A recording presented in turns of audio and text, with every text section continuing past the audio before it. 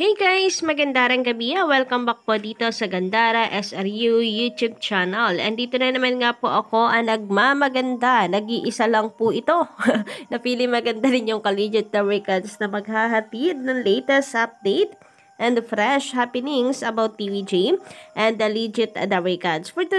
For tonight's video, ang ating pag-uusapan ay patungkol naman dito, no? Sa grabe naman, nakakasindak naman ang post ng mga pro tape, mga tape defenders. Iiyak na ba ang mga legit Records sa mga isiniwalat na mga tape defenders?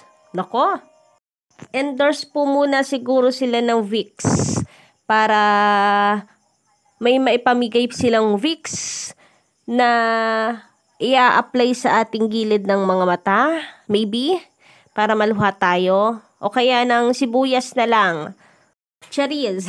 Anyway guys, unahin muna natin pag-usapan ng patungkol dito sa ipinagmamalaki ng mga pro tape na kung saan ay mapapanood na daw sa 27 digital stations simula daw po nitong mga nakaraang araw ang tahanang pinakamasaya nila, the GMA Network.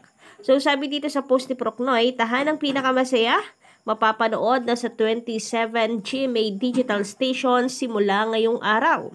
Mas malinaw, mas makulay, at mas marami na ang kasali. Kung meron pong gustong sumali, mas dama ang tunay na tulong at saya.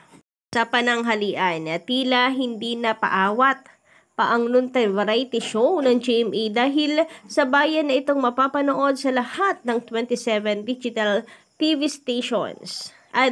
Digital stations nationwide. Narito ang mga listahan kung saan po pwedeng manood ang ating mga kapuso sa mas pinalawak na digital channel, di ba?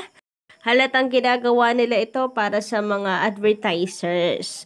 Kasi once na ipaalam nila sa lahat, malaman na advertisers na mapapanood na 27 daw na digital stations ng GMA7. Parang, wow, maraming makakapanood. Parang sarap mag-investa. Parang ganon. Naku, hindi nyo kailangan na mabulaklakang salita. Kasi, kung talagang malakas yan, alam yan ng mga advertisers, sila mismo ang lalapit, hindi yung kailangan nyo pang ipagsiksikan yung sarili nyo. Charis, eto na nga at meron pa silang paglapag ng 27 digital stations daw. Mas marami pang lugar ang mag-e-enjoy ng mas pinalinaw at mas makulay na GMA viewing habit sa mga susunod na araw, linggo, at buwan. Ang tanong kasi dito, bakit kailangan pa nila? 'Di ba nasa widest TV station, widest reach po ang tahanang pinakamasaya? So hindi pa sapat, ganon.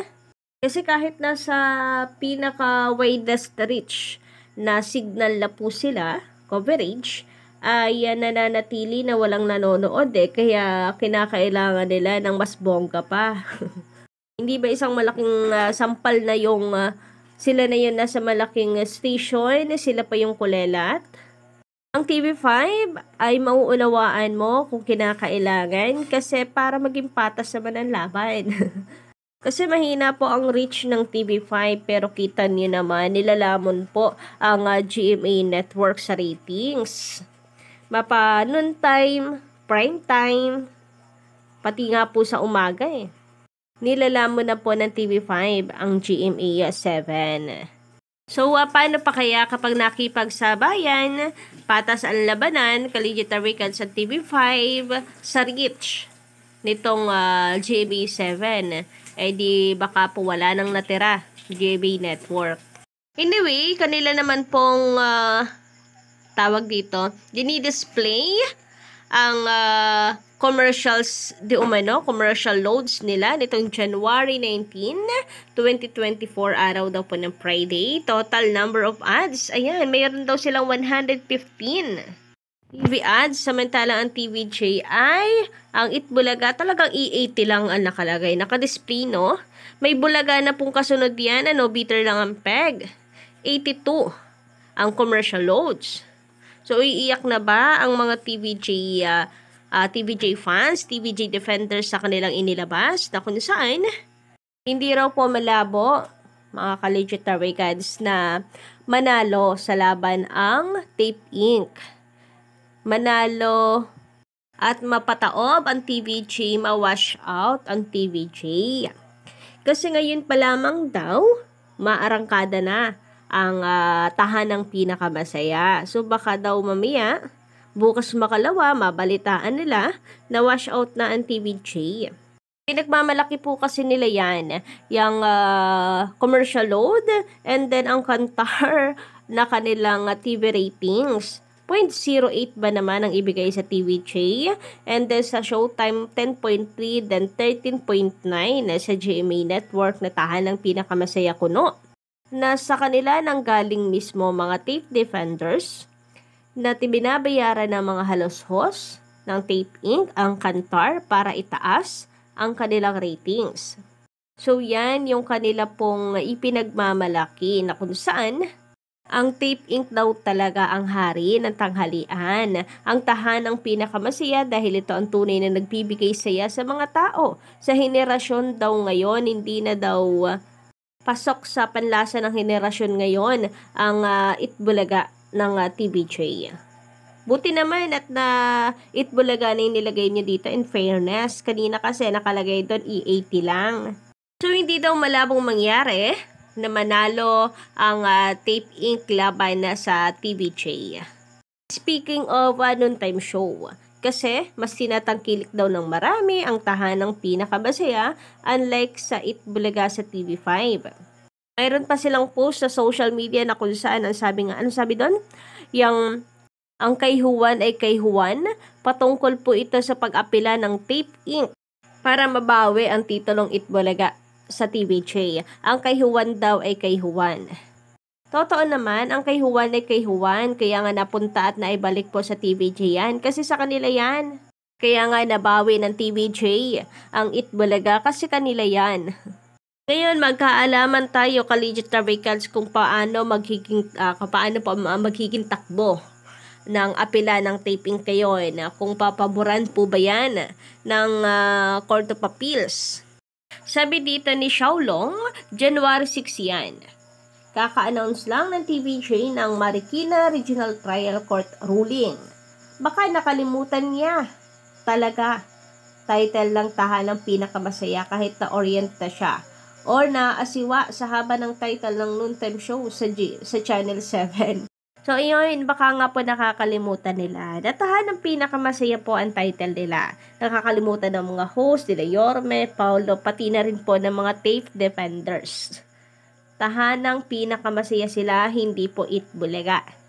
So, yung pag-aapila, hindi pa sila nananalo, pero kiniklaim nila na sila pa rin talaga ang Itbulaga.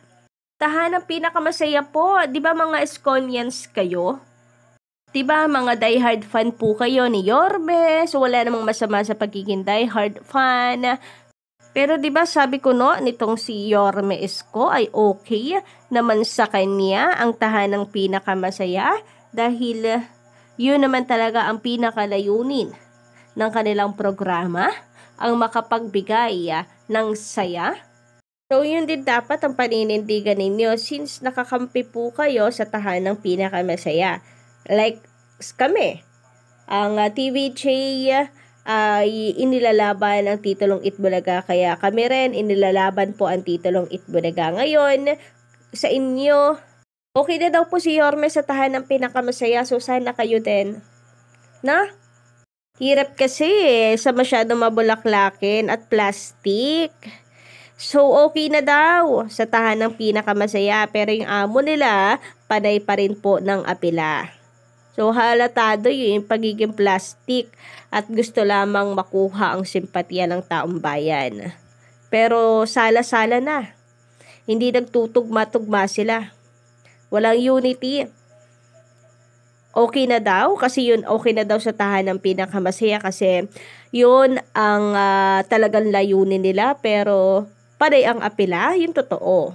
Samantala sabi dito ni Loreto Castro, papaano ititigil ng mga legit Tarwicans? Ang lakas silang makagaya ng segments. Kung tulong talaga ang hangad nila, mag-isip naman sila ng bagong segment, sigurado titigil ang mga legendary cats sa pagpuna sa kanila. Yes, kung talagang gusto nilang lubayan ang TVJ, pagtuluyan nilang nilubayan ang Itbulaga TVJ, nako, kahit hindi nila sabihin, lulubay din ang mga TVJ fans kasi sa totoo lang umay na rin kami dito sa Tape Inc., sa Tape Defenders na yan. Hindi worth ng oras yung mga toxic people. Pero since patuloy pa rin kayo ng pag-atake, ano tingin ninyo? Hari kayo ng social media? Hari kayo ng pagbabatikos para walang sumagasa sa inyo? Paano mapuputol ang sungay ng mga yan, di ba? Kung pababayaan lang. Since lagi naman nilang katwiran na nandyan sila lamang para makapaghatid ng saya at ng tulong, bakit hindi na lang nga sila mag-focus doon? Hindi yung patuloy pa rin ang pakikipagkompetensya sa TVJ to the point na gagayahin din nila kung anong meron sa TVJ. Anyway guys, bago tayo ma-HB, hanggang dito lang muna ang aking topic para sa gabing ito. Intay na lang po kayo ng mga susunod nating update and don't forget to leave a comment dyan po sa baba sa ating comment section and don't forget to click the subscribe button and notification bell for more updates.